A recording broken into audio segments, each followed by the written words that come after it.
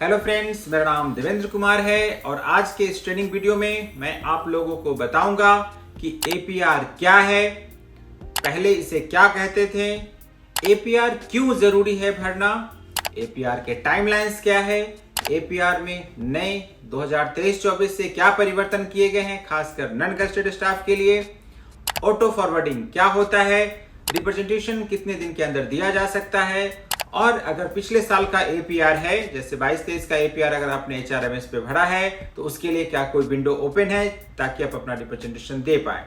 तो इन सभी चीजों के बारे में इस वीडियो में हम जानेंगे। तो चलिए शुरू करते हैं और जानते हैं कि एपीआर क्या है। एपीआर का मतलब होता है एनुअल परफॉर्मेंस अप्राइजल रिपोर्ट, जिसे पहले एसीआर कहा जाता था, अर्थात एनुअल कॉन्फिडेंशियल रिपोर्ट जो पहले होता था उसका थोड़ा कॉम्प्रिहेंसिव रूप है एपीआर। एपीआर आखिर क्यों जरूरी है? तो किसी भी ऑर्गेनाइजेशन में कर्मचारी के बारे में जानने के लिए जो एक मिरर के रूप में काम करता है, एक दर्पण के रूप में काम करता है, वो एपीआर करता है। इस एपीआर में कर्मचारी अपने बारे में लिखता है, उसमें डिफरेंट फील्ड्स होते हैं, कॉलम्स होते हैं, जिसमें अलग अलग एट्रीब्यूट्स के बारे में लिखा जाता है, जैसे डिसिप्लिन के बारे में लिखा जाता है, पंक्चुअलिटी के बारे में लिखना होता है, अपने कार्ड्स के बारे में लिखना होता है। तो एपीआर एक माध्यम है जिसके माध्यम से कर्मचारी अपने बारे में लिखते हैं, अपने पूरे साल में किए गए कार्य का लेखा जोखा खुद से दर्ज करते हैं और वो रिपोर्टिंग ऑफिसर के पास जाता है, रिपोर्टिंग ऑफिसर से रिव्यूइंग ऑफिसर के पास जाता है, रिव्यूइंग ऑफिसर से एक्सेप्टिंग अथॉरिटी के पास जाता है और एपीआर एक्सेप्ट होने के बाद पुनः कर्मचारी को कम्युनिकेट किया जाता है। अगर आपको लगता है कि आपको जो ग्रेडिंग मिली है वो आपके कार्य और परफॉर्मेंस के अनुसार नहीं है तो एज ए कर्मचारी आप 15 दिन के अंदर अपना रिप्रेजेंटेशन दे सकते हैं। ये एक सामान्य प्रक्रिया है। तो आखिर स्पेशल क्या है इस बार के इशू में?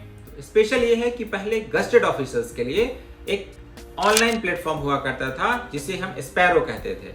उसी तर्ज पे अब नॉन गस्टेड स्टाफ के लिए भी एचआरएमएस में एक प्रावधान एपीआर का किया गया है, अर्थात अब आपको जो पहले फिजिकल कॉपी में आप भरते थे फॉर्म, वो फिजिकल कॉपी में फॉर्म नहीं भरना है बल्कि एपीआर ऑनलाइन एचआरएमएस में आप भरना है। जिस तरह से एचआरएमएस में आप पास इशू कराते हैं, पीटीओ इशू कराते हैं, उसी तरह से एचआरएमएस में लॉगिन करके आपको पूरा का पूरा अपना डिटेल्स भरना है, सेल्फ अप्राइजल भरना है। जो ई एपीआर हो गया है इससे अब बहुत सारी चीजें बदल गई हैं। पहले टाइमलाइंस की उतनी बाध्यता नहीं थी क्योंकि ऑफलाइन था, लेकिन ऑनलाइन होने की वजह से अब टाइमलाइन की बाध्यता बहुत ही महत्वपूर्ण हो गई है। तो चलिए देखते हैं कि टाइमलाइन क्या है।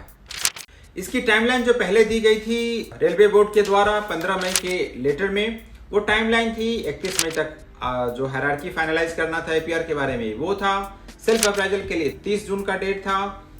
Submission of appraisal to reporting officer उसके लिए 1 जुलाई का डेट था।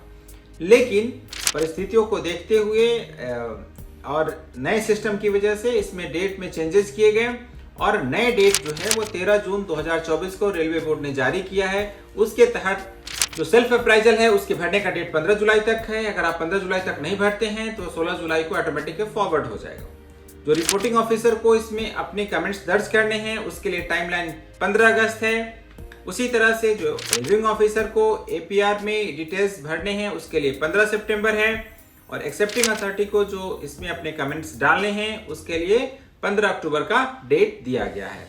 एक्सेप्टिंग अथॉरिटी के ग्रेडिंग दर्ज करने के बाद कर्मचारियों को 31 अक्टूबर तक एपीआर कम्युनिकेट कर दिया जाएगा। उसके 15 दिन के अंदर अर्थात 15 नवंबर तक कर्मचारी चाहे तो रिप्रेजेंटेशन दे सकता है अगर वह अपने एपीआर के ग्रेडिंग से संतुष्ट नहीं है तो इस तरह से ये प्रक्रिया दी गई है। इसी तरह से फिर रिपोर्टिंग जब आप रिप्रेजेंटेशन देंगे तो उस पर जो कार्रवाई होना है वो सारी कार्रवाई होने के बाद जो फाइनल डेट इस क्लोजर का है वो 31 मार्च तक है। तो ये टाइमलाइन के बारे में मैंने आपको बताया। इसके अलावा जो रेलवे बोर्ड ने एक लेटर जारी की है अभी 24 जून 2024 को, उसमें कहा गया है कि जो 2022-23 के एपीआर एचआरएमएस में थे उसके लिए भी विंडो ओपन किया गया है। उसके लिए जो विंडो है वो 15 जुलाई तक ओपन है, अर्थात अगर आपको लगता है कि आपका एपीआर में ग्रेडिंग आपके अनुसार नहीं है, आपके कार्य के अनुसार नहीं है, तो आप अपना रिप्रेजेंटेशन 15 जुलाई तक ऑनलाइन HRMS में दे सकते हैं। तो ये भी एक नया विंडो ओपन किया गया है कर्मचारियों के लिए। आपको ध्यान रखना है कि APR एक सबसे महत्वपूर्ण दस्तावेज है, लेखा जोखा है कर्मचारी के पूरे कार्ड्स का, उनके कार्ड्स के विवरण का। अतः आप अपना APR जरूर भरें और APR से ही आपके प्रमोशंस डिसाइड होंगे, आपके MSCP डिसाइड होंगे। तो ध्यान रखें कि टाइमलाइन के अंदर अपना APR आप दर्ज करें। साथ में ये भी ध्यान रखें कि जो भी 4600 से ऊपर ग्रेड पे के लोग हैं उनको अपना एनुअल प्रॉपर्टी रिटर्न जो होता है, एनुअल इमूवेबल प्रॉपर्टी रिटर्न जो होता है, उसकी भी कॉपी लगानी होती है। तो वो भी तैयार रखें और उसको अपलोड करने की जरूरत आपको HRMS में पड़ेगी जब आप APR लिख रहे होंगे।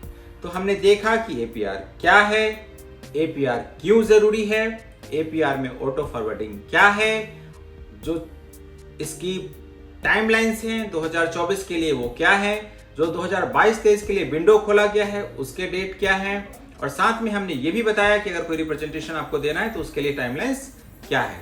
तो ये सारी इंफॉर्मेशन मैंने आपको बताई। आशा करते हैं कि आपको APR के बारे में बेसिक जानकारी हो गई होगी। Thank you.